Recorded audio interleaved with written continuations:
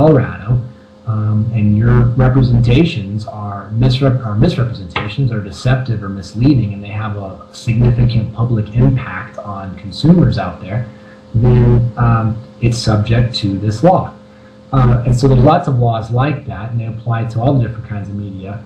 And so yes, regardless of the FTC regulations, there are other bases for just liability in terms of negligent misrepresentations, intentional misrepresentations, deceptive trade practices, unfair competition or unfair trade practices, etc. If you take somebody's, to give you another kind of example, if you take somebody's trade secret information and you're under a contract with them to keep that information confidential and you post it on the internet, just because you posted it on the internet does not mean you're not liable for breach of the contract.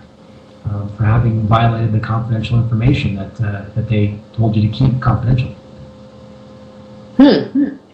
All right. So, getting back to what you were talking about earlier in your response with some of the lawyer commercials. So that means some of those commercials that, of some of the liability attorneys, auto liability attorneys per se, that said, "Hey, I got $50,000 from this lawyer," they would have to more than likely, or there's a high chance that that's not generally a typical result.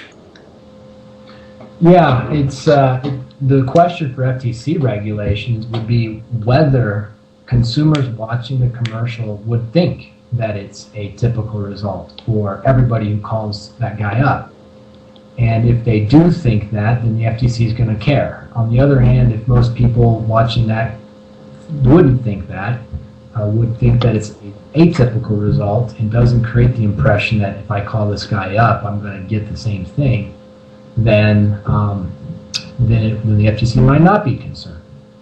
And I can't say because it depends on that particular attorney. If the attorney is able to get a conversion rate on those kinds of claims of some level and he's able to show that it is a typical result, then maybe it's not an issue. On the other hand, for attorneys, typically there's ethical obligations. We have our own ethical obligations that we're held accountable to by the Supreme Court. So we have to give disclaimers about whether those results are typical or whether we're indicating that there's any kind of possibility that we will get them that result. So we always have to say, for example, that past success is not an indicator of future success. You never know what's going to happen on the next case, and we can't promise anything as a part of our representation. So they have to put that in those commercials a lot of times. Right. Okay. All righty. Excellent. Well, we had a question from the chat, but they said never mind. All right. Well, let's go on to our next question. Now, how does the FTC enforce the rules? Because we've had a little, you went over a little bit of that in terms of, what are the penalties for non-compliance? So how does the FTC actually enforce the rules?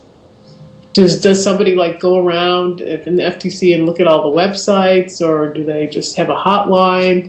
How do they typically enforce the rules? Yeah, it's a combination of all those things. It depends on how they want to. You can just imagine what's the most cost-efficient way for them to do it. And I don't think they've got anybody sitting at the FTC combing the internet looking for violations.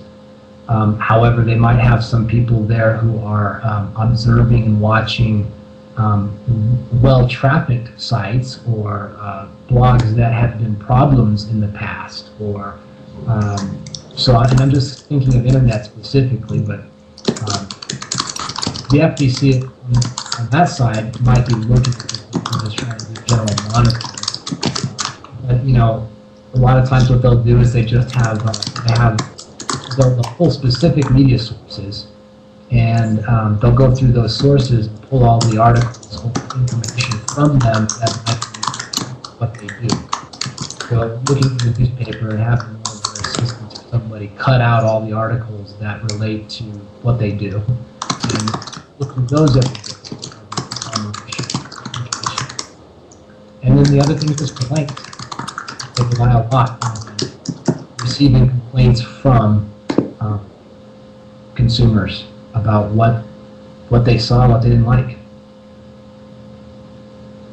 Okay, so that last part is they will actually just kind of survey consumers on the different articles?